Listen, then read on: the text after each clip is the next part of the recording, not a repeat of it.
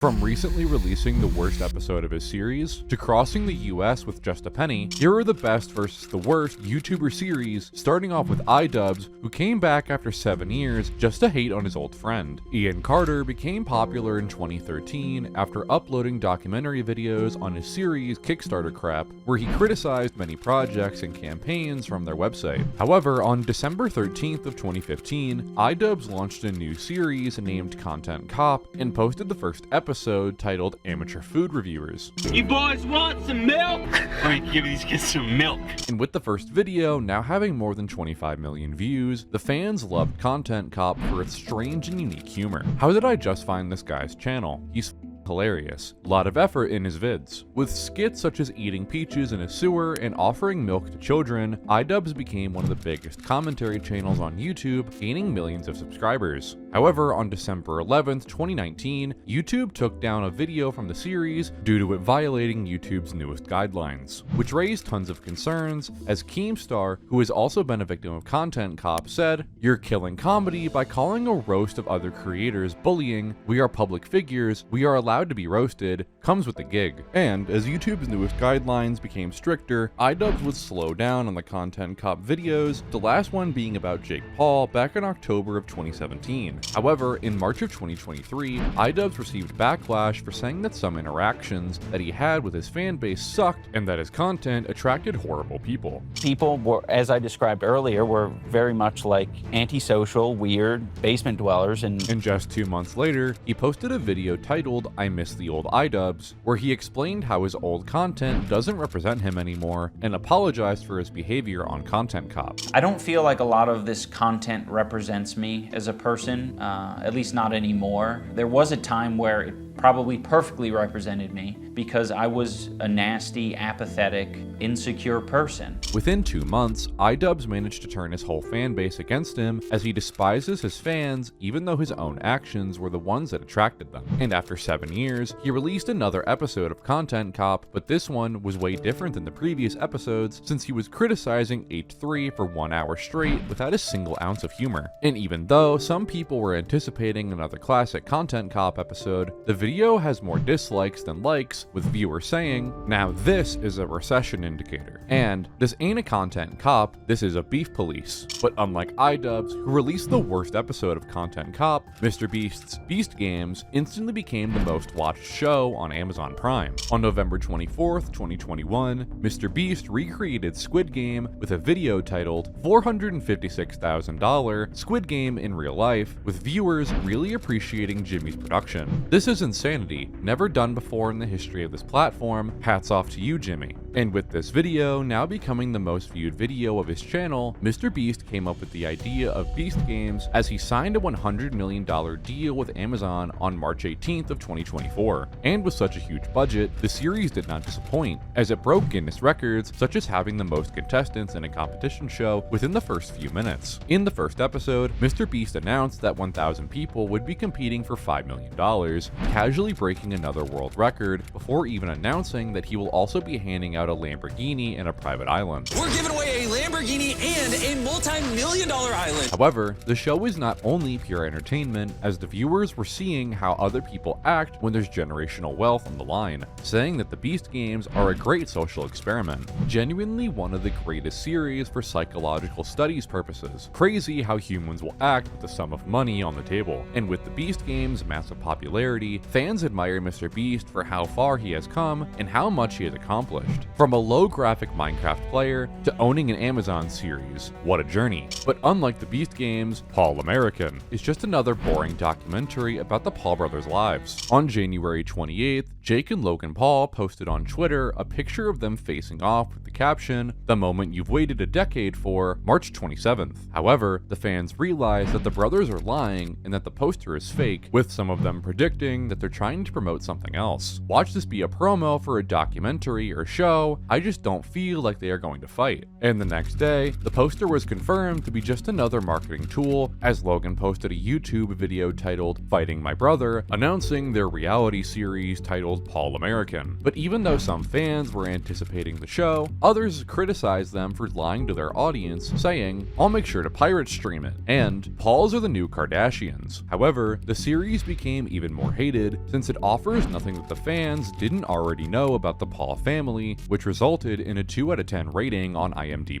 And as a result of the negative feedback, there probably won't be a second season, since Paul American is a series no one asked for. And similar to Paul American coming to an end, MatPat won't be the host of any more game theories a year after selling all 4 of his channels. MatPat began his career on YouTube by creating his channel in August of 2009 and launched the Game Theory series in April of 2011. And welcome to Game Theory, gaming's tangential learning experience. And after 2 years of consistent uploads and tons of support from his fans, Game Theory reached 1 million subscribers, marking off a huge milestone that only motivated MatPat to continue uploading. However, the popularity of the series skyrocketed with the release of the games Five Nights at Freddy's during 2014, as they inspired MatPat to dig deep into the lore, analyzing every aspect of the games. And as the FNAF content became the most popular of his channel, MatPat capitalized on it by playing the game in real life, amassing tens of millions of views. And with his huge success, MatPat expanded his empire on YouTube by creating other channels and even participating in the Five Nights at Freddy's movie. However, to everyone's surprise, on January 9th of 2024, MatPat announced his retirement, saying that he and his wife have been waiting for this moment for the last 3 years. Steph and I have known this video would be coming for the last 3 years. We weren't sure it was necessarily going to be today, but we knew it was going to happen eventually. And even though MatPat isn't the host of Game Theory anymore, he revealed that he's still working behind the scenes as a consultant and advisor of the series. And just like Game Theory, Dream's Manhunts have attracted many viewers, even though they are allegedly staged. But before we get into Dream's series, don't forget to like and subscribe. On December 27th, 2019, Dream invented a new challenge, in which he had to complete Minecraft while being chased by his friend George Not Found. This video is an absolutely new and unique challenge. I'm gonna try and beat Minecraft before my friend kills me once. If I die, the video is over and I lose. And with the video now having more than 18 million views, Dream got a lot of positive feedback, with people saying, "This doesn't just deserve a sequel, this deserves a whole series." And that's exactly what happened, as Dream posted the second episode just 5 days later, while also coming up with a name for the series. We're calling this Minecraft Manhunt. However, as the series progressed, Dream found the challenge to be too easy for him, and he decided to invite more friends to hunt him down, such as Sapnap and Bad Boy Halo. But since Dream has won most of the manhunts, the series was met with controversy, as fans believed that the videos were scripted or recorded multiple times. However, even stronger evidence of Dream cheating would come to light in August of 2020 when Mr. Epic posted a video titled Unsolved Mystery of Minecraft Manhunt, Genius or Scripted, showing different clips that looked suspicious. In Dream's video, Speedrunner vs 3 Hunters rematch, Dream is on 1 heart and tries to escape from the hunters, and to do so, he drinks a potion of fire resistance, resulting in all 3 hunters suddenly running the other way as they thought it was a strength potion. Mr. Epic claims that this clip is staged, saying that the hunters could have easily killed Dream since he drank a visibly different potion than what the hunters thought. First of all, strength potions have a very dark red particle effect, whereas fire resistance has a light orange and they are noticeably different. Second of all, he was very low, as you can hear them say as they are chasing him. He's like a one shot, come on, just click it one more time.